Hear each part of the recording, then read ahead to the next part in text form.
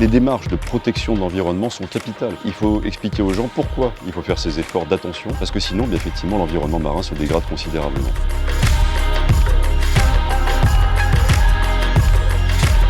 À Monaco, nous avons découvert un parcours sous-marin préservé, voire restauré globalement, avec des prairies de Posidonie à perte de vue et une vie marine dense et riche. Les conditions météo n'ont cependant pas permis de plonger à d'autres endroits que dans les baies, notamment le Cap d'Aille ou Èze. Seul on voit ce tableau magnifique et constater quelques arrachages de Posidonie devant le Cap Mala notamment. À Nice, nous avons bénéficié de conditions meilleures que Monaco. On a pu donc découvrir une préservation du monde sous-marin tout simplement exceptionnelle globalement par rapport à l'état des fonds il y a encore quelques temps. Notamment une mention spéciale pour Beaulieu-sur-Mer et une baie de Villefranche globalement superbe malgré les arrachages de Posidonie constatés. Curieusement, c'est la baie de Saint-Jean-Cap-Ferrat, reconnue pour sa beauté, qui nous a surpris en mal. C'est là où nous avons trouvé le plus de macro-déchets un peu éparpillés le long de la baie.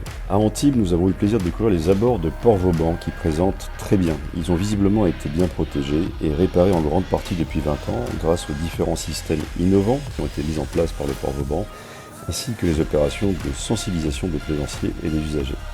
Par contre, les zones de mouillage ont des stigmates forts et surtout notamment la baie de Golfe-Juan. Saint-Tropez et les communes environnantes ont depuis quelques années déployé des efforts tout particuliers et ces résultats sont visibles. Nous avons pu constater une amélioration remarquable ces dernières années avec une restauration de la qualité visuelle de l'eau et la restauration du patrimoine sous-marin visible. La baie des Canubiers offre une vue très riche, mais les ancrages font encore une fois des dégâts considérable. Nous adressons un immense merci à la mairie de Saint-Tropez ainsi qu'au port de Saint-Tropez pour leurs actions en faveur de la protection aquatique et pour leur accueil de la Blue Odyssey Sud. Un Porquerolles, d'une façon générale, nous pouvons dire que Porquerolles est à l'auteur de sa réputation avec des fonds marins globalement magnifiques, préservés et pleins de vie. Le problème numéro 1 qui subsiste, c'est vraiment l'arrachage des Posidonies. Il faut vraiment donner des instructions aux plaisanciers pour mouiller leur ancre. Pour la dernière étape de notre expédition, nous avons eu un magnifique parcours entre La Ciotat et Marseille, et ce, principalement jusqu'à Cassis.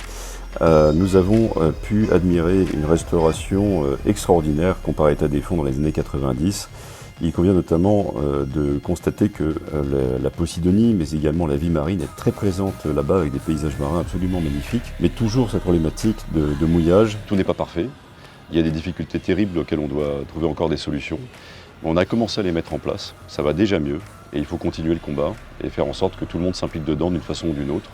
Mais voilà, tout n'est pas perdu, au contraire, ça va déjà mieux.